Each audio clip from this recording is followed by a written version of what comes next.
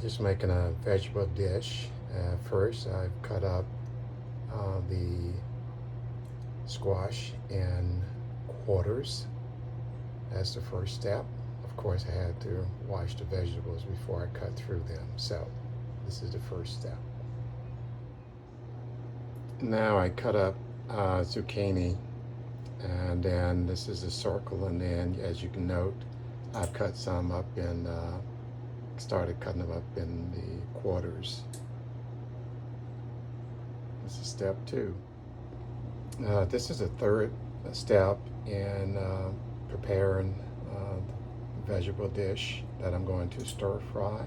I have carrots, and I cut those went across, and then horizontal versus vertical, to cut those in small enough pieces to cook as well. So that's my third step in the process.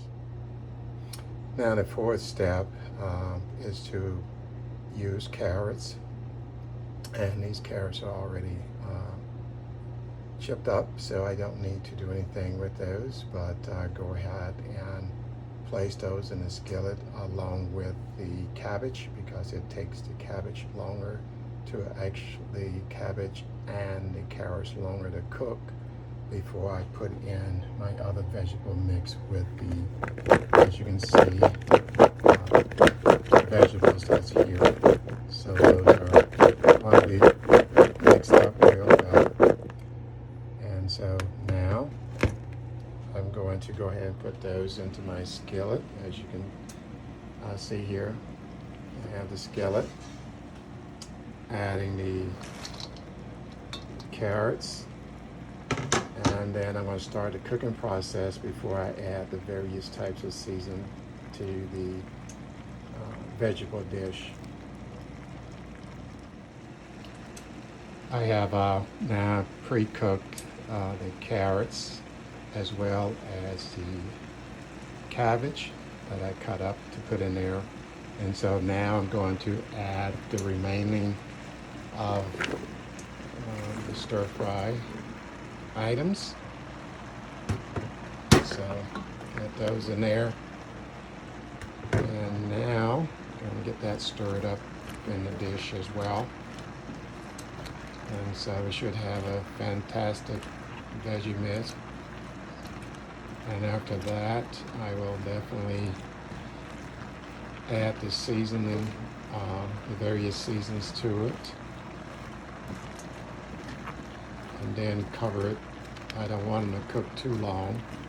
Definitely want them to be a little bit crispy, but not too crispy, and sauteed properly. So my next step that I'm going to do is actually I'm going to add some salt, and you've got to be very careful with the amount of salt that you add. I don't measure out, so it's growing up in the South, it's always giving a feel for what you need in there. And if I need to add more, I will. And then I use this also magic vegetable season that I'm going to put in there. And there's some other ones that I use as well, which is not available right now, but there's smoked seasoned salt that I will add to it as well, just a small amount, and I will taste everything later to make sure it's seasoned properly. So here's what it looks like after I have cooked it and added all the seasoning that needed to be added to it. And so far I've tasted, and it tastes pretty good. So anyway, perfect dish to have, and it'll last at least, depending upon the size of the family, 2 or 3 days. Yummy, yummy to the tummy. Now I got to cook some cornbread to go with it.